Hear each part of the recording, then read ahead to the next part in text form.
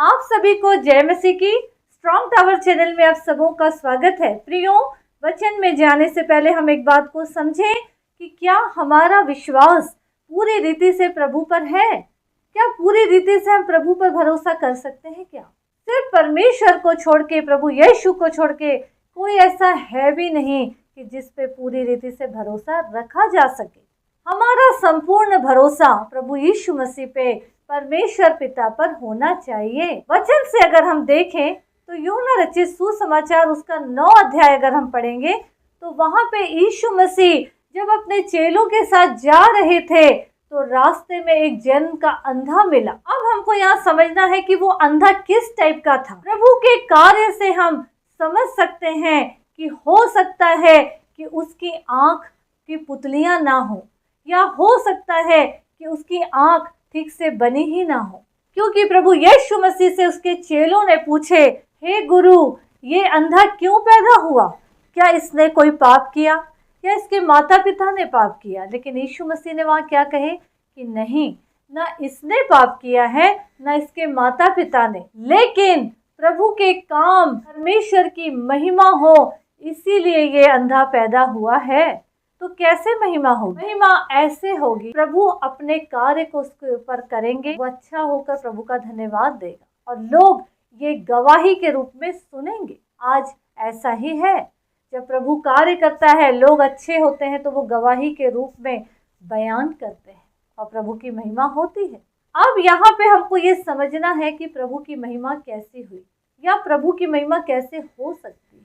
प्रियो, यहाँ पे ये समझना है हमको कि वो जन का अंधा जिसे किसी ने प्रभु के पास लाया, जैसे भी वो प्रभु के सामने पहुंचा तो प्रभु यीशु मसीह ने मिट्टी पर थूक कर उस मिट्टी को साने का मतलब होता है गूंथे, गीला करके उसको गूंथे।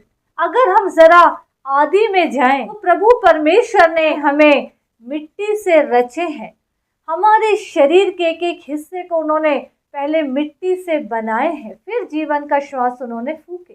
यहाँ पे हमको ये समझना है, मिट्टी को जब उन्होंने गूंथे थे, साने थे, तो उन्होंने उस मिट्टी को एक शेप दी, उस मिट्टी को गूंथ के कर्म करे हैं, क्योंकि मनुष्य को उन्होंने कर्म करके बनाए, वाणी से नहीं बनाए।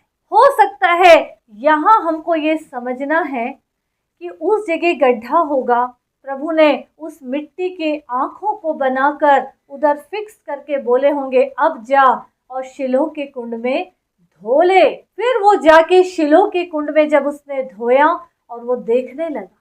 सब बातें यहाँ नहीं लिखी गई हैं, बहुत सी चीजें वचन कहता है जिसमें समझ हो वो समझ ले। तो प्रियो, यहाँ पे प्रभु का कर्म जो है वो किए उन्होंने, जो आदि में उन्होंने किए थे। लोग आश्चर्य करने लगे, लोग डुप्लीकेट बता रहे, लेकिन ये सच है कि प्रभु के काम उस पे प्रकट हुए। प्रियो, यहाँ पे हमको ये समझना है, ये माहौल हमको ये बताता है कि हमारे जीवन की कैसी भी कठिनाइयाँ हो, लेकिन हमारा संपूर्ण भरोसा अगर परमेश्वर के ऊपर है तो परमेश्वर हमारे लिए कर्म करना शुरू करते हैं। अपने विश्वास को उस अंधे की तरह रखें कि अगर प्रभु ने कोई आज्ञा अगर हमें दी है, ऐसा करो, तो हमको वैसा करना है।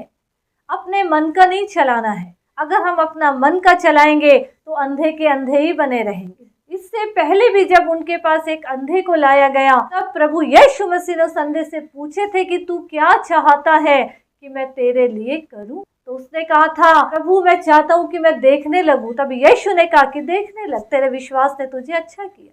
क्योंकि वचन कहता है, तू अपने मुंह को पसार, मैं उसको भर दूंगा। आज हम मुंह पसार रहे हैं, क्यों? झगड़ा लगाने के लिए, आग लगाने के लिए, लड़ाई करने के लिए, गंदी गंदी बातें करने के लिए, गालियां देने के लिए।